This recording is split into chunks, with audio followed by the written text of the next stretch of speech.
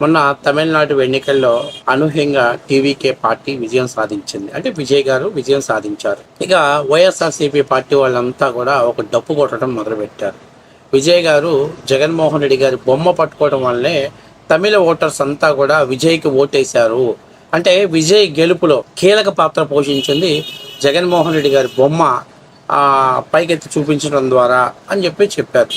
సరే, దీన్ని పాపం వాళ్ళు అక్కడ తమిళనాడులో టీవీకే పార్టీ గెలిచి మంచి సంబరాలు చేసుకుంటా వాళ్ళు కొంచెం మంచి జోష్ మీద ఉంటా దీని గురించి పెద్దగా పట్టించుకోవాలి. ఇక వైసీపీ వాళ్ళు విపరీతమైనటువంటి ఓవర్ యాక్టింగ్ చేయటం జరిగింది. అట్లాగే వైఎస్ఆర్ కాంగ్రెస్ పార్టీలో ఉన్నటువంటి వాడికి టీవీకే పార్టీ కండవేసి ఐటీ వింగ్ అని చెప్పి వాడు వచ్చేసి ఏ పిచ్చి పిచ్చి మాట్లాడటం ఇవన్నీ కూడా మొత్తం మీద ఈ నోట ఆ నోటతోటి అది టీవీకే పార్టీ కార్యాలయానికి చేరింది.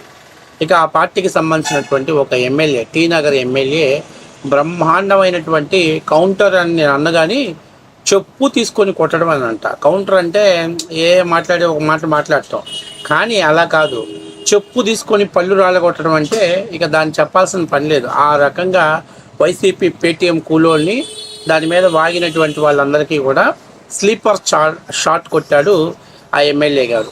ఏంటి ఆ ఎమ్మెల్యే గారు ఏం మాట్లాడారంటే, అరే ఎదవల్లారా, ఆ ఫోటో పట్టుకుంటేనే మేము తమిళనాడులో గెలిచేదే అంత పవర్ ఆ ఫోటోకే ఉంటే మరి ఆంధ్ర రాష్ట్రంలో మీకు ప్రతిపక్ష హోదా కూడా ఎందుకు రాలేదురా? దక్షిణాది రాష్ట్రాలలో ఏ పార్టీకి కూడా ప్రతిపక్ష హోదా పోయినటువంటి పరిస్థితి లేదు. ఇవాళ తమిళనాడులో చూసుకున్నా కూడా డిఎంకే పార్టీకి ఏడిఎంకే పార్టీ రెండు పార్టీలకు కూడా ప్రతిపక్ష హోదా వచ్చేసింది. అంటే 23 సీట్లు దాటేశారు. 23 అంటే 234 సీట్లు 10% అంటే 23-24 సీట్లు ఇద్దరు దాటేశారు. నిన్న కేరళలో ఓడిపోయినటువంటి పార్టీకి కూడా ప్రతిపక్ష హోదా వచ్చేసింది. కర్ణాటకలో అదే పరిస్థితి. కానీ ఒక్క ఆంధ్రప్రదేశ్లోనే జగన్మోహన్ రెడ్డికి మాత్రమే ప్రతిపక్ష హోదా కూడా రాలేదు. మీ అందరికీ కూడా చిన్న ఉదాహరణ చెప్తాను. 2014లో ఆంధ్రప్రదేశ్లో తెలుగుదేశం పార్టీ అలాగే వైఎస్ఆర్ కాంగ్రెస్ పార్టీ మధ్య ఓట్లు డిఫరెన్స్ కేవలం 7 లక్షలు మాత్రమే ఓట్లు డిఫరెన్స్ ఉంది. అప్పుడు ప్రజలు ఓకే, జగన్మోహన్ రెడ్డి కంటే చంద్రబాబు నాయుడు గారు బెటర్, ఏదో రాష్ట్రాన్ని ఏర్పాటు చేస్తారనే ఉద్దేశంతో ఇచ్చారు. కానీ జగన్మోహన్ రెడ్డి అక్కడి నుంచి మొదలు పెట్టుకొని ఈ సోషల్ మీడియాని అట్లాగే ప్రశాంత్ కిషోర్ లాంటి వాళ్ళందరినీ రిక్రూట్మెంట్ చేసుకొని పెద్ద ఎత్తున తప్పుడు విషయాలన్నింటినీ పాపగండం చేసి అట్లాగే యువతకి విపరీతమైనటువంటి హామీలు ఇచ్చి అందరినీ ప్రలోభ పెట్టే విధంగా హామీలు ఇచ్చేసి 2019లో జగన్మోహన్ రెడ్డి గారు భారీ ఓట్లతో గెలిచారు. ఇక్కడ చిన్న ఉదాహరణ చేయాలి. భారీ ఓట్లతో ఆయన గెలిచాడంటే ఇక్కడ జగన్మోహన్ రెడ్డి గారికి 50% ఓటు వచ్చింది. అలాగే తెలుగుదేశం పార్టీకి దాదాపుగా 40% ఓటింగ్ వచ్చింది. ఇక జనసేన పార్టీకి 7% ఓటింగ్ వచ్చింది. ఇక బీజేపీకి 1.8%, దాదాపుగా 50% జగన్మోహన్ రెడ్డి గారి పార్టీ లీడ్ చేస్తే ఈ యొక్క కూటమిలో ఉన్నటువంటి వాళ్ళు కలుపుకున్నట్లయితే దాదాపుగా 47.5% అంటే 2.5%. 2019లో అదే పరిస్థితి, 2014లో అదే పరిస్థితి. ఇద్దరు కూడా 2.5% ఓట్లతో మాత్రమే గవర్నమెంట్ని ఫామ్ చేశారు ఇద్దరు కూడా. కానీ 2024లోకి వచ్చేసరికి ఆంధ్రప్రదేశ్లో వైసీపీ 39% మాత్రమే పోలైతే కూటమి 50, అంటే తెలుగుదేశం పార్టీ 51%, అట్లాగే ఏదైతే జనసేన పార్టీ 6.8%, అలాగే బీజేపీ దాదాపుగా 1.8%, అంటే దాదాపుగా 59%. అంటే వైఎస్ఆర్ కాంగ్రెస్ పార్టీతో పోల్చుకుంటే వీళ్ళ యొక్క హైక్ దాదాపు 18% అత్యధికంగా పోలైంది. 18% అంటే ఇది చిన్న చితక విషయం కాదు. ఈ పాపగండాన్ని తప్పించుకోవటం కోసమే వీళ్ళు ఈవీఎంలో ట్యాంపరింగ్ అనేటువంటి ఒక దొంగ మాటలు ఎవరో పథకాల ప్రభాకర్ని తీసుకొచ్చేసి ఏదో నేను ప్రూవ్ చేస్తాను అది ఇదని చెప్పి, అంత ప్రూవ్ చేయగలిగిన వాడు సుప్రీంకోర్టులో ఫైట్ చేయొచ్చుగా, ఎన్నికల ఈసీని నిలబెట్టొచ్చుగా సుప్రీంకోర్టులో. ఇవి మాత్రం చేయరు, వాగుడు కాయలు ఏదో సోషల్ మీడియాలో సొల్లు మాటలు మాట్లాడతారు. అంటే జగన్మోహన్ రెడ్డి మీద పూర్తి నమ్మకాన్ని కోల్పోయినటువంటి ఆంధ్రప్రదేశ్ ఓటర్లు వై నాట్ 175 అంటే ఉన్న 151లోనే 5 ఓడబీకి 11 సీట్లు ఇచ్చి కూర్చోబెట్టేశారు. ఎలా అంటే ఆయన ఇలాంటి ఆయనంట ఈయన బొమ్మ పెట్టగలను తమిళనాడులో ఆయన గెలిచాడంట. అందుకని చెప్పేసి ఆయన కూడా చెప్పు తీసుకొని స్లీపర్ షాట్ కొట్టాడనమాట. అసలు మామూలు కొట్టడం కాదు, చెప్పుకు ఏదైనా రాసి కొట్టినట్టు కొట్టేశాడు. ఇలా వైసీపీ వాళ్ళు రేపు ఎల్లుండి ఇంకా చూడండి, మీరు కావాలంటే రేపు ఎల్లుండి ఏమన్నా అంటే కొద్ది రోజుల్లోనే విజయ్ గారు ప్రమాణ స్వీకారం చేసేటప్పుడు పాపం జగన్మోహన్ రెడ్డి గారిని పిలుస్తాడండి. ఎందుకంటే జగన్మోహన్ రెడ్డి గారు ఖచ్చితంగా రావాలి.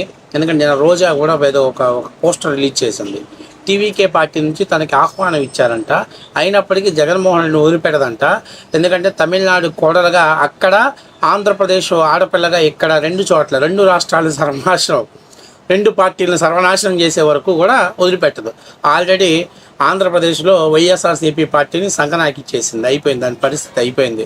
మీకు మొన్న రోజా మాట్లాడింది 2024లో కూడా వైఎస్ఆర్సీపీ పార్టీ అధికారంలోకి వస్తుంది అని చెప్పేసి మాట్లాడింది. దెబ్బకే పాయా ప్రతిపక్ష హోదా కూడా లేకుండా పోయింది.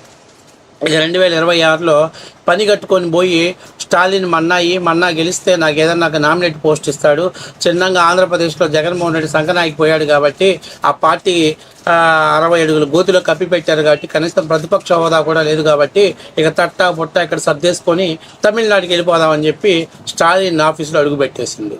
దెబ్బకి దరిద్రం, స్టాలిన్ కూడా కుప్ప ఊడిపోయింది. ఇలా పార్టీ అధోగతి పాలి అయిన పరిస్థితి ఏర్పడింది. అంటే ఈయనలాగా కాదులే, ఒక రకంగా బెటరే ఎంతో పోల్చుకుంటే. సో ఇప్పుడు వీళ్ళు ఏం చెప్తారు, ఏమేమంటుందో తెలిసి ఇప్పుడు కొత్తగా మా సినిమా ఫీల్డ్ నుంచి వచ్చాను కాబట్టి టీవీకి నాకు ఆయన ప్రమాణ స్వీకారానికి ఆహ్వానం పంపించారంట ఆయనకి. అలాగే పార్టీలో జారమని చెప్పారంట. ఎన్ని సొల్లు మాటలు చెప్పమాకండి రోజా. ఆ వాస్తవ విషయం ఏంటంటే విజయ్ పార్టీలో చేరాలని ప్రయత్నాలు చేసింది ఆర్కే రోజా. కానీ విజయ్ మన ఐరన్ లెగ్ ఎఫెక్ట్ తెలుసుకొని వద్దు తల్లి నా పార్టీలో చేరొద్దని చెప్పేసి దండం పెట్టేసి మా పార్టీ జోలికే రావద్దని చెప్పాడు. ఇలా వాస్తవానికి ఇది వాస్తవ విషయం. ఇవన్నీ పుకారు మాటలు పెట్టుకొని టైం పాస్ చేశారు రకాలే. కాబట్టి ఇవాళ ఎవరైతే టీ నగర్లో గెలిచినటువంటి ఎమ్మెల్యే గారు ఆనంద్ గారు మంచి కౌంటర్ ఇచ్చాడు. ఇప్పటికైనా సిగ్గు తెచ్చుకోండి వైసీపీ నాయకులు.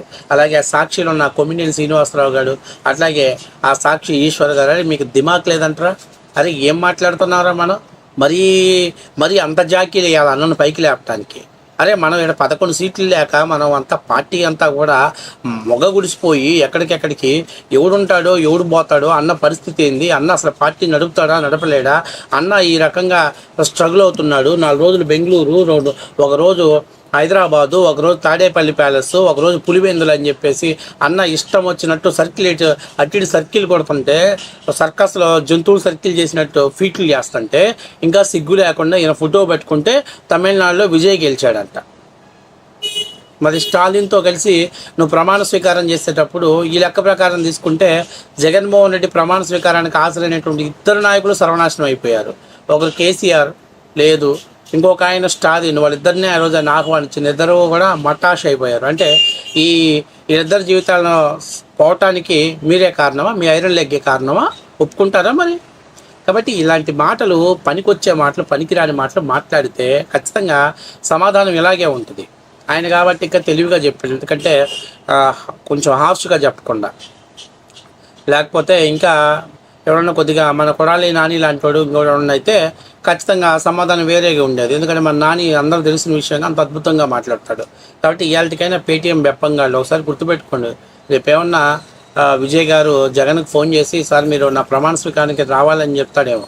ఆర్కే రోజాని మాత్రం పిల్లమాక సామె నీ ప్రభుత్వం నిలబడదు, అది 6 నెలల కంటే ఎక్కువ ఉండదు. దయచేసి ఆ ఐరన్ లెగ్గును మాత్రం ఇన్వైట్ చేయమాక. ఏది ఏమైనా మాతో నువ్వు కలిసినా కలవపోయినా, చంద్రబాబు నాయుడుతో కలిసినా కలవపోయినా ప్రాబ్లం లేదు, కానీ ఆమెను మాత్రం పిలవ మాకు నాయన. నీ పొలిటికల్ కెరీర్ ఇప్పుడే స్టార్ట్ అయింది, దాన్ని ఎందుకు నాశనం చేసుకుంటావు? జగన్మోహన్ రెడ్డిని పిలువలే.